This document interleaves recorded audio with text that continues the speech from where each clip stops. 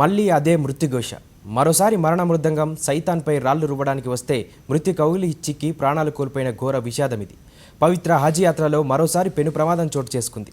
తొక్కిసలాట జరిగి వందలాది మంది ప్రాణాలు కోల్పోయారు.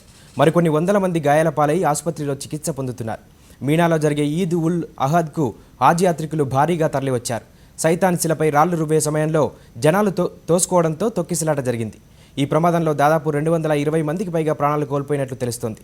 మరో 500 మంది వరకు గాయపడినట్లు సమాచారం. ఘోర ప్రమాదంలో సౌదీ అరేబియా సర్కార్ అప్రమత్తమైంది. మీనా సహా పరిసర ప్రాంతాల్లోని అన్ని ఆసుపత్రుల్లో మెడికల్ ఎమర్జెన్సీ ప్రకటించింది. గాయపడిన వారికి వెంటనే చికిత్స అందించాలని, చికిత్స విషయంలో ఎలాంటి తప్పులకు అవకాశం ఇవ్వకూడదని ఆదేశించింది. మరోవైపు సంఘటనా స్థలం వద్ద సహాయక బృందాలు చర్యలు చేపట్టాయి. మృతదేహాలను తరలించడంతో పాటు గాయపడిన వారికి సమీప ఆసుపత్రులకి తరలిస్తున్నారు.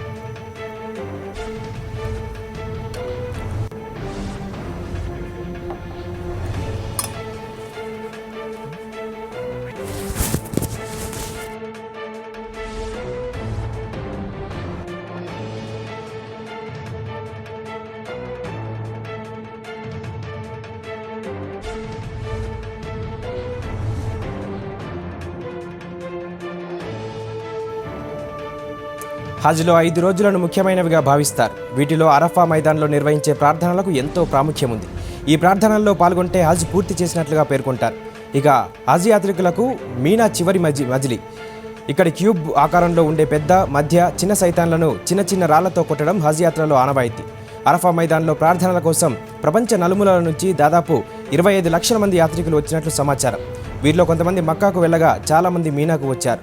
సైతాన్లు ఉండే 4 అంతస్తుల భవనంలోకి లక్షల మంది ఒకేసారి తోసుకొచ్చారు.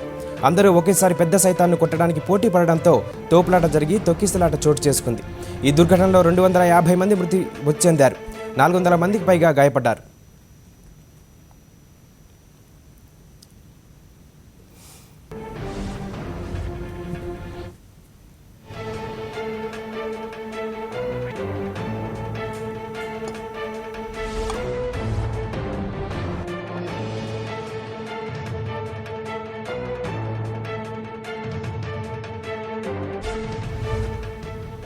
హజ్ యాత్రలో ప్రమాదం చోటు చేసుకోవడం గత 15 రోజుల్లో ఇది రెండోసారి.